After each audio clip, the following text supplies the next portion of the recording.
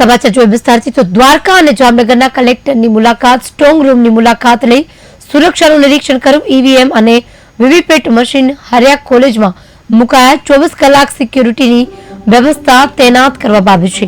મહત્વનું છે કે ચૂંટણી પૂર્ણ થયા બાદ તમામ ઈવીએમમાં તમામ ઉમેદવારોના ભાવિ સીલ થઈ ચૂક્યા છે.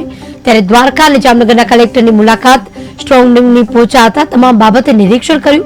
મુલાકાત લઈને સુરક્ષાને નિરીક્ષણ કર્યું. ઈવીએમ અને વીવીપેટ મશીનમાં હરિયા કોલેજમાં મુકાયા. 24 કલાકની સિક્યુરિટીની વ્યવસ્થા કરવામાં આવી છે. ચુસ્ત પોલીસ બંદોબસ્ત વચ્ચે તમામ સ્ટ્રોંગ રૂમમાં મોકલી દેવામાં આવ્યા છે. તમામ જગ્યાએ ઈવીએમ સીલ થઈ ચૂક્યા છે. તમામ ઈવીએમમાં ભાવિ સીલ થઈ ચૂક્યા છે તમામ ઉમેદવારોના. ત્યારે હવે જોવાનું રહ્યું કે 4 જૂને આ ઈવીએમ ખુલશે અને ત્યારબાદ ભાવિ કોનું ઉજ્જવળ બને છે તે 4 જૂને તમામ બાબતનો પર્દાફાશ થશે.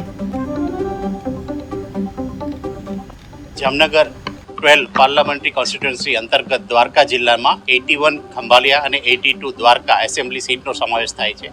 દ્વારકા જિલ્લાની વાત કરીએ તો 55% પ્લસ વોટિંગ થયેલું છે.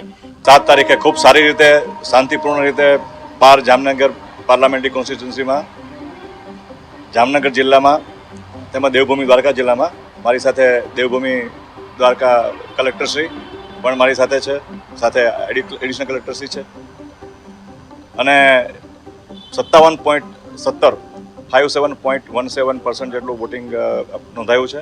હાઈએસ્ટ એસેમ્બલી કોન્સ્ટિટ્યુન્સીમાં લગભગ આપણે જામનગર ગ્રામ્યમાં લગભગ 70% જેવું છે. કોઈ 60% થયું છે.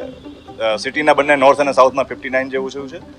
57% આપણે ત્યાં 56 કાલાવડમાં અને જામજોધપુરમાં જામજોધપુરમાં 57% જેટલું મતદાન થયું છે. અને દેવભૂમિ દ્વારકાની બે જે કોન્સ્ટિટ્યુન્સી છે એમાં પણ 55 અને 53% એ રીતે કુલ એકંદરે આપણું 57.17% આપણું જે મતદાન થયું છે.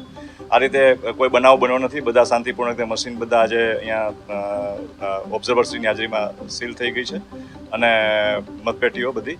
અને 4 જૂને અત્યારે પોલીસ બંદોબસ્ત સેન્ટ્રલ પેરામિલિટરી ફોર્સના સવારે મશીન રહેશે અને 4 જૂને સવારે એ કાઉન્ટિંગના દિવસે અહીંયા જ કાઉન્ટિંગ થશે ને ત્યાં એ મતપેટીઓ અને મશીન જ્યારે સ્ટ્રોંગ રૂમ ખોલવામાં આવશે ત્યારે મતગણતરી કરવામાં આવશે.